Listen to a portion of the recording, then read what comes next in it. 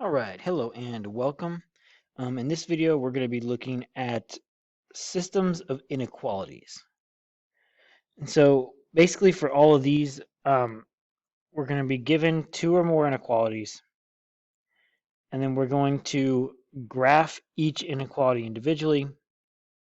And then basically from that graph, we will get our solution. So if I'm looking at this first example, it tells me that I need to find the solution where x is less than 1 and y is greater than or equal to -1. So if I just start with the top and focus on x is less than 1, the first thing that I would want to do is go to my x-axis and find 1. And so this is going to work just like when we were doing inequalities on our number line. So 1 on the x-axis would be right here.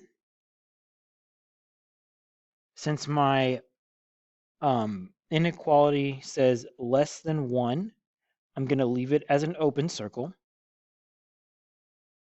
The only difference between this and a standard number line is that I need to basically take the whole grid into account. So when it says x is less than 1, it's not just that point, it's this whole grid line.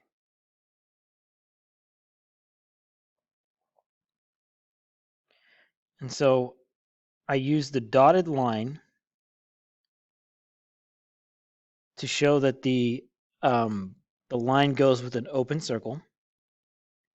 Since it says x is less than 1, then instead of drawing an arrow to the left, I'm simply going to highlight or shade this area over here.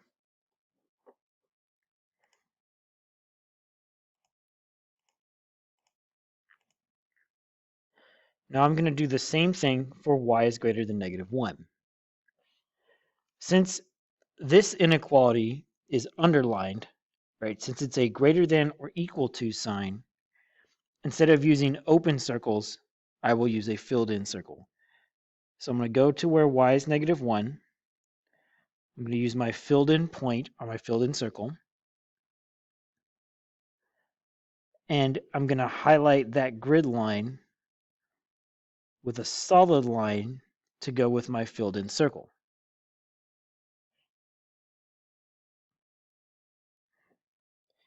And then,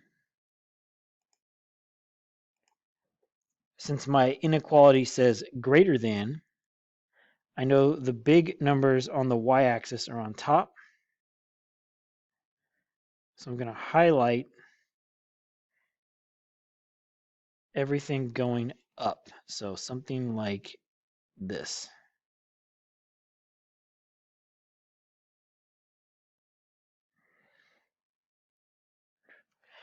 And so what we should notice is that there's a portion of our graph that's darker than the rest.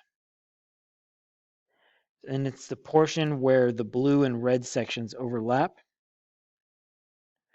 So the solution to our graph is this part right here. So that orange region is the solution to the inequality. All right, so now let's look at this example. So here, we're going to do y is less than -4x, and y is greater than or equal to 3x minus 2. Notice in this equation, or in this system, I should say, we have both x and y in both formulas. So we're going to need to think back to basically Algebra 1 and remember how to graph lines. So if I'm focusing on the first inequality, I need to remember the formula y equals mx plus b. So the m represents the slope of my line, which tells me the direction that the line is supposed to point. And the B represents the starting point of the line on the y-axis, or my y-intercept. So if I'm looking at y is less than negative 4x, since the negative 4 is with the x, that represents my slope. Since I do not see an extra constant by itself, that means that my starting point of the graph should be at 0. So I'm going to leave an open circle at 0. Since my slope is negative 4, I'm going to count down 4 boxes, or 4 grid lines, and then make my diagonal open circle. So when I connect my points, or my open circles in this case, I should get a downward facing line since it has a negative slope. So since it says y is less than, that means I want my shading to go below the line. Let's make that look a little cleaner.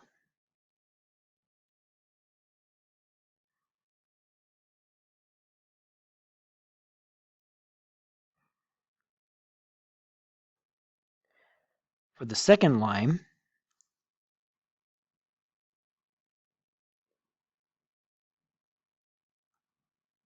I'm going to do the same thing. So I need 3x minus 2.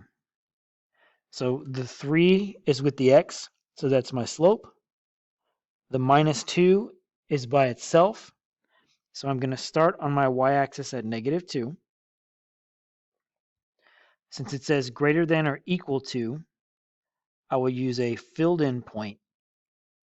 And then since I have a positive 3 slope, I'm going to go up 3 and then make my diagonal line.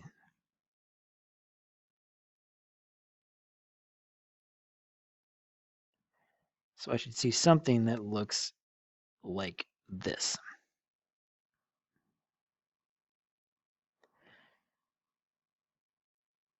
And since my inequality says y is greater than 3, I want to focus on the top part of the graph. So my shaded area is above the red line.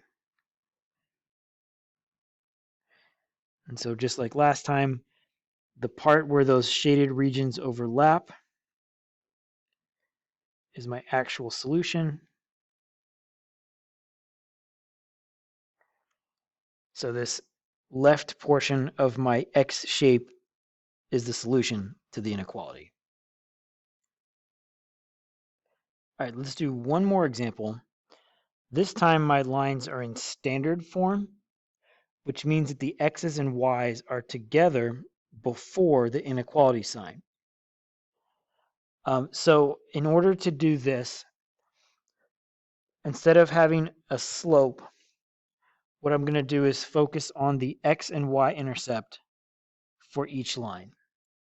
So if I'm looking at the top line where it says X minus Y is greater than or equal to negative 1, I'm going to focus on just the X-axis first.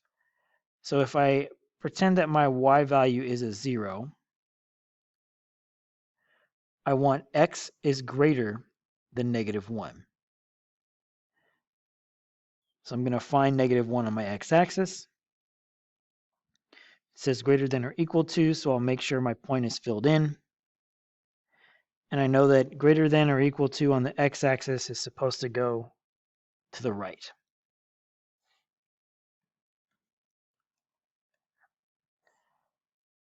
So now I'll do the same thing for my y-axis. So if I see negative y is greater than or equal to negative 1, I've got a little bit of simplifying to do before I can graph this. Because I don't want a negative y, I just want a normal y. So I'm going to divide -1 to both sides. And I'm going to remember that my inequality changes directions when I have a negative that's being divided to both sides. So my x was greater than or equal to -1. My y needs to be less than or equal to +1. So when I connect my dots, I get my line.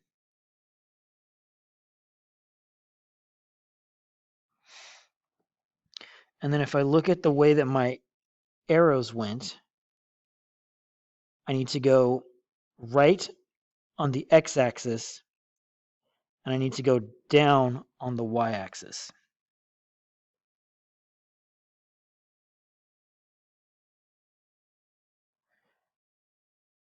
So I'm looking for this bottom part right here.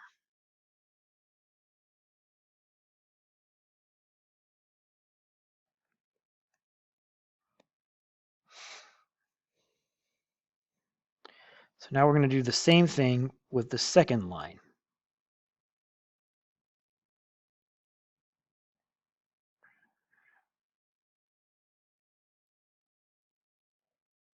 So I see 3x minus y less than or equal to -4. So I'm going to cover up the y first. And it tells me 3x is less than or equal to 4. So once again, I have a little bit of simplifying to do. So I'm going to divide the 3 on both sides. So my x-axis should start at 4/3, which is a little bit bigger than 1. So my point goes there.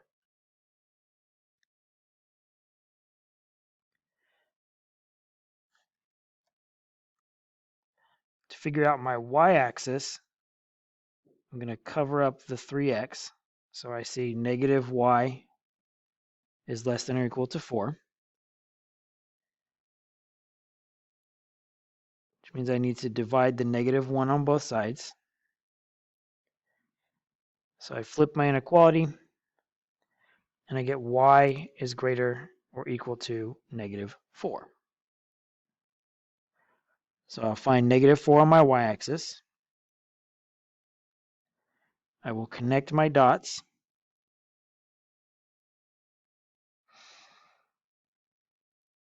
To get my line. And since it says y is greater than -4 and x was less than 4, those are both telling me that I need either the top of the graph or on the left side, depending on how you're looking at it. So I'm going to go above the red line. And what we should notice is that there's this little triangle shape in the middle that's going to represent the final answer.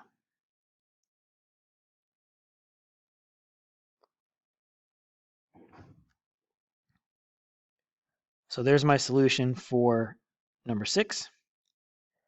That's all I have for this one. I will see you guys next time.